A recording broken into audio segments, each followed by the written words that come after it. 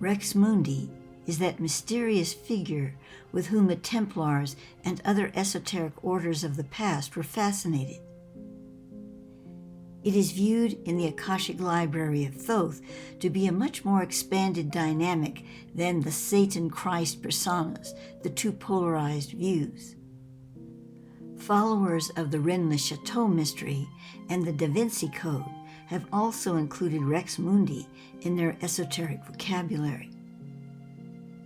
An author going by the name of Chronos Apollonios has written on his website, and I quote, "The idea of Rex Mundi also relates to the axis mundi, which for these concerns is both the axis of precession and the Earth's magnetic axis. There is no shortage whatsoever of archaic figures of Christ and many other persons who seem to be holding their staff at the exact angle which the true magnetic north polar axis deviates from the geographical polar axis." Chronos Apollonios further gives his research around the phoenix rising from the ashes, the alchemical symbol, in context with the axis of procession, in what I, Maia, see in direct association with Rex Mundi on the cross of light, suspended on the world and also embracing the world. As many of you know who have followed my material, I see Orion as the key gateway for this universal continuum, and indeed for the Earth's formation within that continuum as a planetary realm. In this latter regard, the point of creation radiating from the blue star Rigel. This in accordance to my Thothic translations. My good friend Rami Saji in Jordan occasionally incorporates in his work some of my Akashic material as a basis for his research and own intuitive perspectives. On a page in his website, Rami writes about the star trinity of Orion, the Pleiades, and Sirius, which is based on my material in the old Source and Temple Doors archives. He also gives some interesting information that I feel relates to Thoth's perspective on Rex Mundi, and I quote, "The Orion constellation Al-Jabbar occupies the midway of the heavens during the winter solstice of December 21st through the 25th of each year. And during this time, Orion takes a standing position in the midnight skies at midnight. It is suggested that in the winter solstice, the energies in the region will be at peak emission. This occurs during each winter solstice within which the period of grace or golden mean is reached. This grace period was also called the Osiris Gate." And now, according to my insights, Thoth has written in his Akashic library, "The esoteric figure of Rex Mundi both masks and contains within it the universal dynamic of awakening in the human being to his/her pure gem body, which is the complete hologram of Gnosis, contained within all substance and being in the universes created through the Elohim. In this context, as Rex Mundi, both the twin flame light bearers, Christ and Lucifer, are combined in a non-dualistic whole cosmology of perfection and light, suspended upon the cross of immolation in the flame of burning love, offering eternal regeneration of the light geometrics as they become more and more brilliant in the fire of love. This is the great act of the Phoenix, that through the cyclic movement of the spiral, one comes to the moment of awareness that the spiral is only the springboard of immediate and complete translation of the form and consciousness into the torus of perpetual harmony, where no ebb and flow is necessary in order to sustain presence. Thoth's record also tells us that human form is present in this reality which we claim as real, where universal streaming lines of creational light language intersect.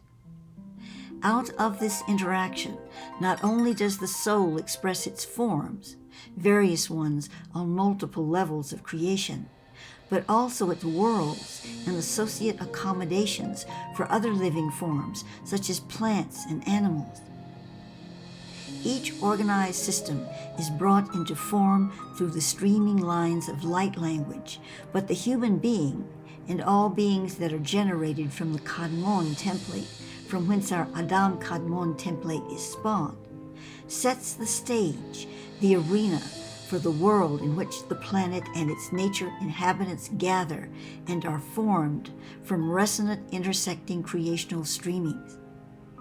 The positioning and geomagnetic properties of an ensouled planet are key to its Rex Mundi dynamic, for it is from and to this point in space-time that the forms take shape in the physical and evolve as the soul moves through its procession in development.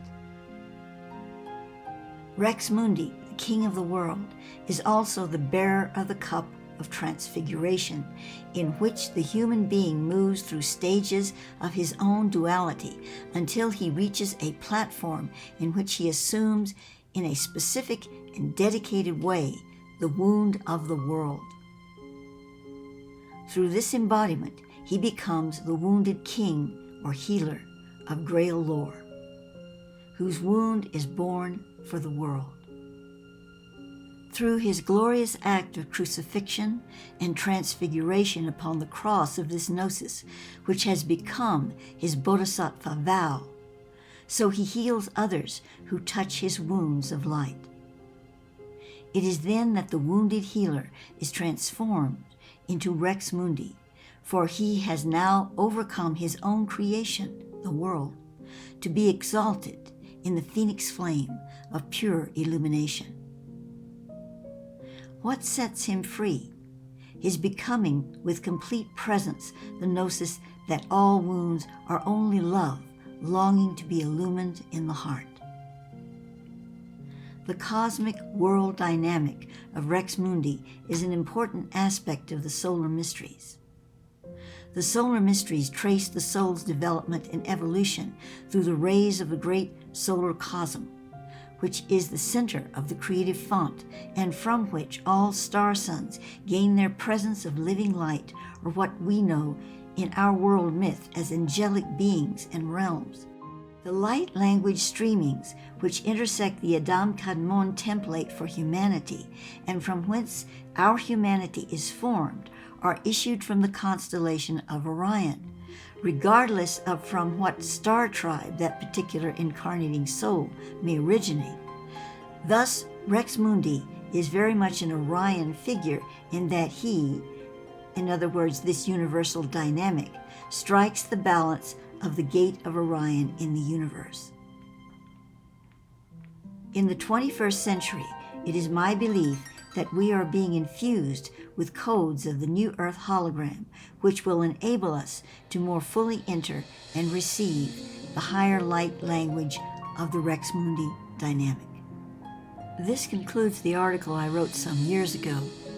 In Thoth's interpretation of the Rex Mundi, he mentions that this figure takes its Bodhisattva vow. This is the vow for the whole planetary field of consciousness. I now wish to read you about the Bodhisattva and the Bodhisattva vow. It begins with understanding it from a known perspective and then Thoth's interpretation. Bodhisattva is a Buddhist concept. The literal meaning of bodhisattva is being bent of enlightenment. In essence, a bodhisattva is perceived in a religious context as a self-enlightened incarnated soul who will one day, in future incarnation most likely, achieve complete enlightenment. According to my insights into the Akashic Library of Thoth, all souls will one day become bodhisattvas. As far as any being receiving complete enlightenment, I question if there is such a thing, since the all is constantly redefining itself. In G.A. Gaskell's Dictionary of All Scriptures and Myths, we read under Bodhisattva the Great, a symbol of the germ of the one soul in the cycle of involution, the incarnate higher self. Gaskell then proceeds to relate the entering of the Bodhisattva into the cave of Nana, a symbol of the receptive personality wherein resides the Serpent King, a symbol of wisdom and enlightenment which enters the personality to illuminate it and raise it upward to perfection. From the Akasha of Thoth, we see that the Serpent King enters the Bodhisattva aspect of Rex Mundi to illuminate and carry the cup-bearing King of the world into the heart of his transfiguration. The Bodhisattva vow, as stated in various Buddhist texts, is a soul choosing to incarnate again and again in order to assume a role in its personal journey of liberation, doing so not for itself, but for all humanity, devoting the wisdom gained in the process to the service of world enlightenment.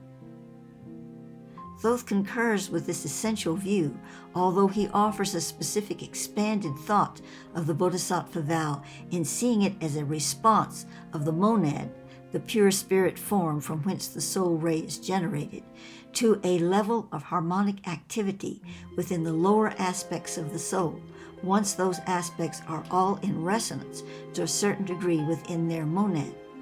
This response from the monad creates within the entire soul dynamic of the individual a spiritualizing of the forces of the will that in turn offer fully the vehicle of that incarnated soul into the service of the all.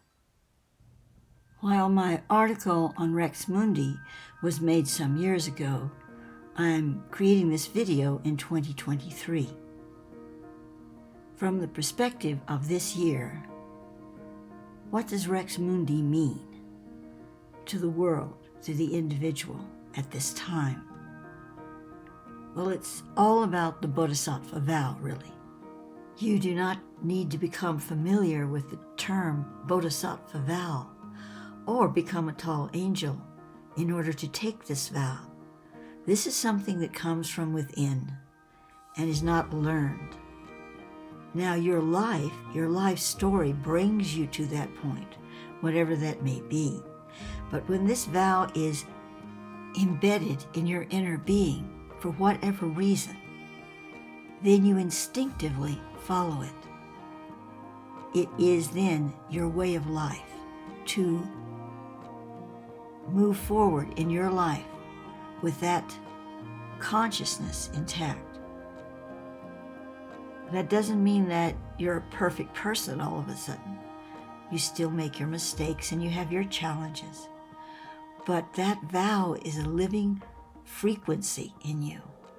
And it states very simply that you are there, you are living in this moment, you are incarnated now in the moment to follow a path of inner excellence. You're following the path. You're not becoming the excellence, not in the moment perhaps, but it is a path that is singular. It is excellent in its nature. It does not compromise. You may have to look at your challenges and your life and say, where can the human being meet this excellence, and where might I need to compromise in the outer, but never, ever in the inner? Let me clarify and qualify what I just said. When I'm speaking of compromising in the outer, there are times when your ego wants a certain path for your inner vow because you think that's the path you should go. And maybe, just maybe, it's not the highest path or the best path. It could be taken, but it's not what your excellence is asking you to pursue.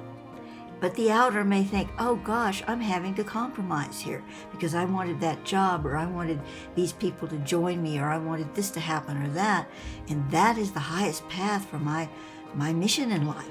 Well, maybe it isn't the highest path. So that's what I'm saying about compromising sometimes in the outer. But when your inner signal is strong, you know there is no compromise in the outer, in that particular, and you follow what is right for the path of excellence within your being.